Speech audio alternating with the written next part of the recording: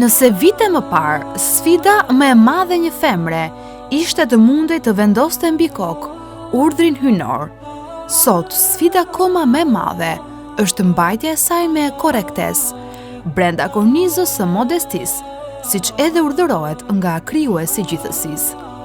Me moton mbulesa ime, bindja ime, vlera ime, identiteti im, shoqata kulturore gruaja realizoi aktivitetin e radhës me temë mbulesa, dikur dhe sot, sfidat e urdhrit hyjnor, në kuadër të ciklit të takimeve edukativo-kulturore, si ta bëjmë Islamin pjesë të jetës sonë.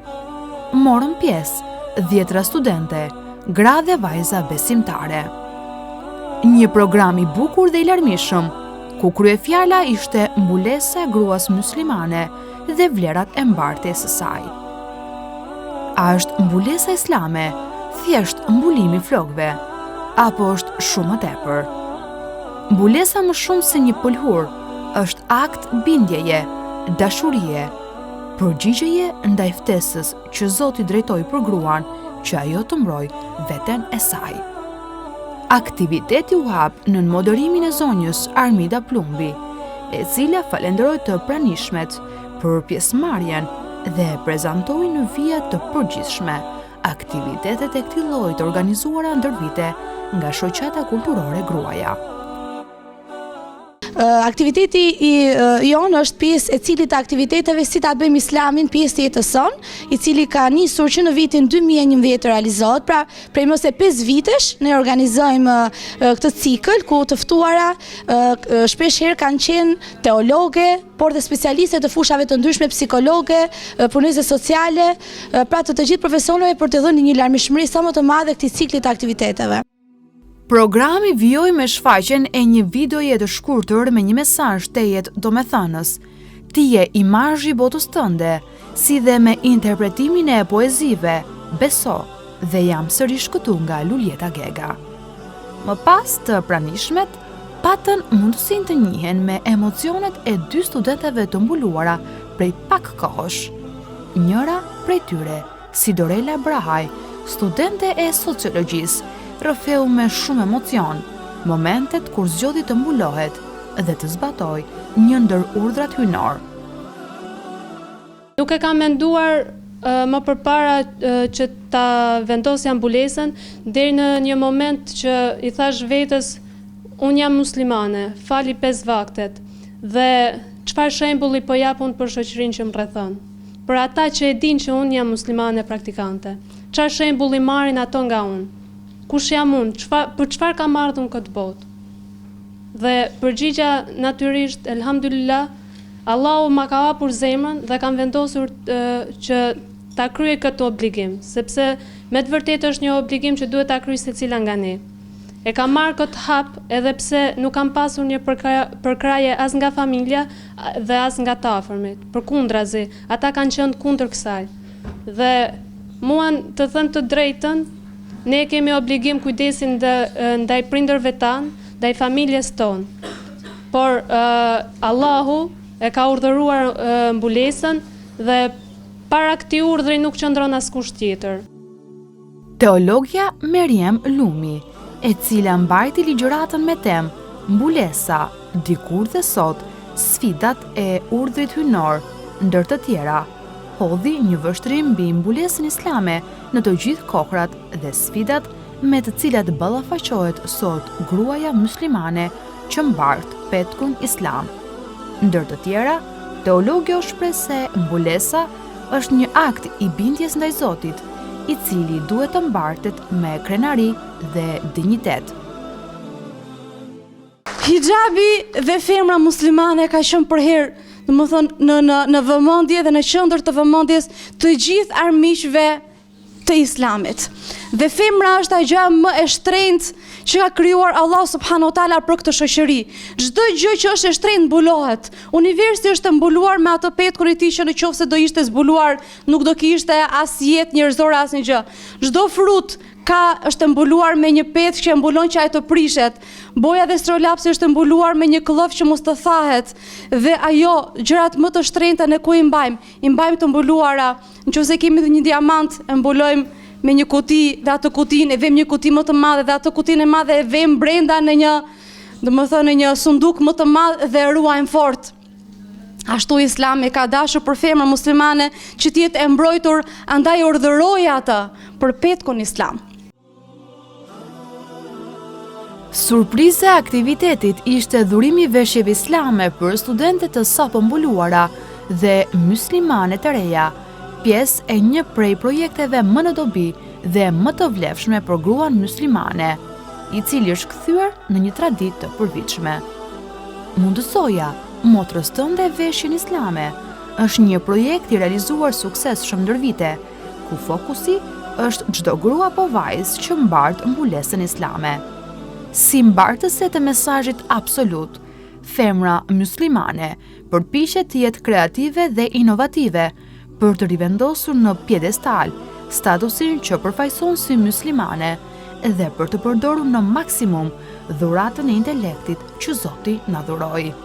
Aktivitetet të këtij lloji janë gjithnjë të mirëpritura nga femrat muslimane, të cilat shprehen pozitivisht dhe me entuziazëm. Mendoj se ishte një takim mjaft frydhënës, sidomos për ato që duan të mbulohen, duke i bërë që në një farë mënyrë të bëjnë një bilans të vetvetes së tyre, një farë përtëritje për objektivat e tyre dhe çfarë duan që të arrijnë ato tek Allahu në ahiret.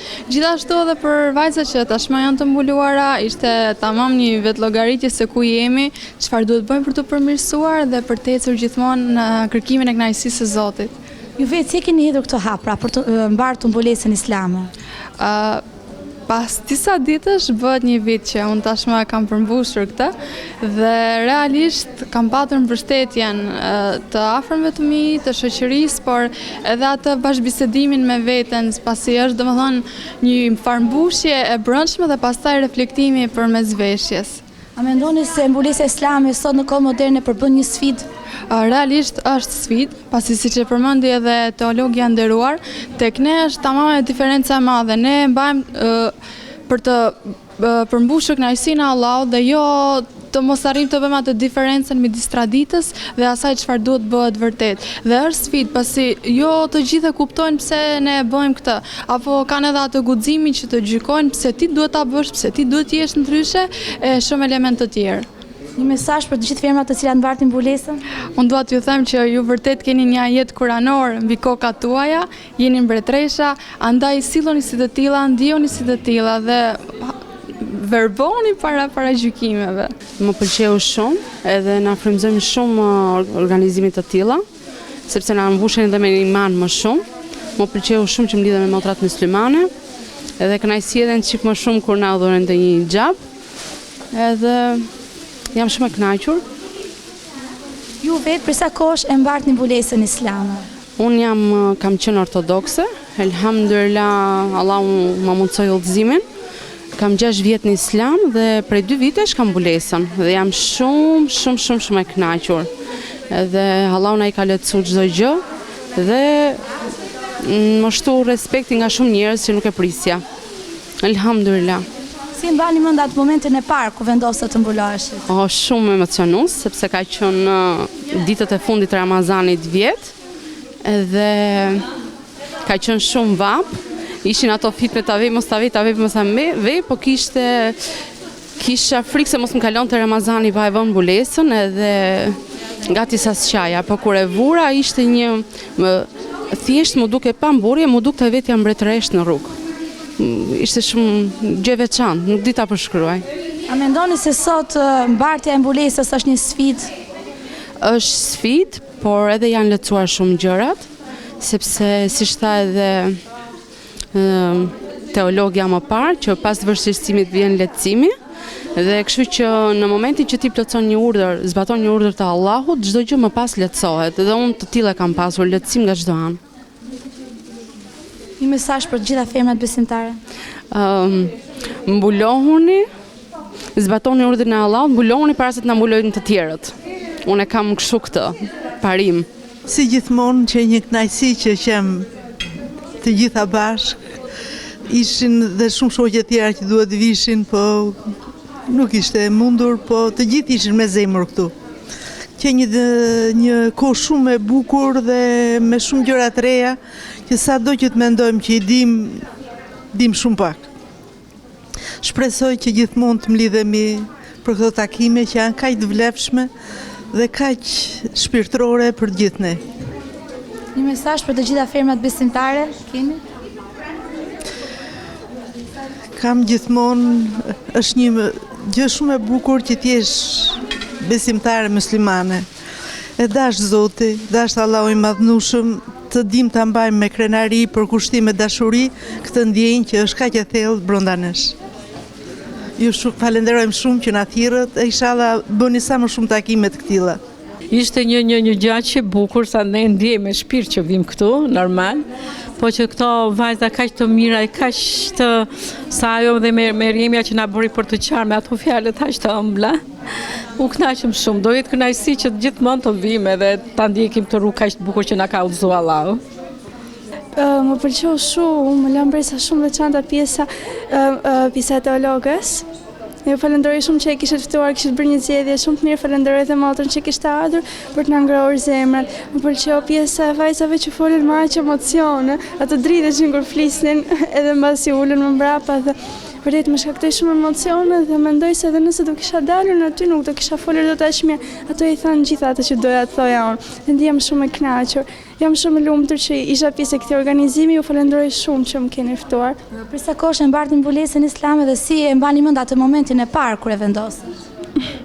Unë kam 6 muaj, nuk i kam bërë rende atje 6 muaj që jam mbuluar ditë shumaje për Ramazanin që kaloi, edhe ajo ditë ka qenë, nuk e di, dita më lumtur sa i përket përmbushjes nga ana shpirtërore, nuk kam përjetuar ndonjëherë emocion aq të madh. Elhamdulillah, falenderoj Zotin që e kam pasur të thjesht, sepse në familjen kam gjithë besimtar, gjithashtu dhe në farefis, shoqërinë time kam munduar të krijoj një shoqëri me motra muslimane dhe e kam pasur shumë të thjesht, elhamdulillah, dhe të gjithë janë gëzuar për mua dhe ka qenë një emocion i papar dhe kam thënë ku kam qenë më përpara që nuk e kam bërë.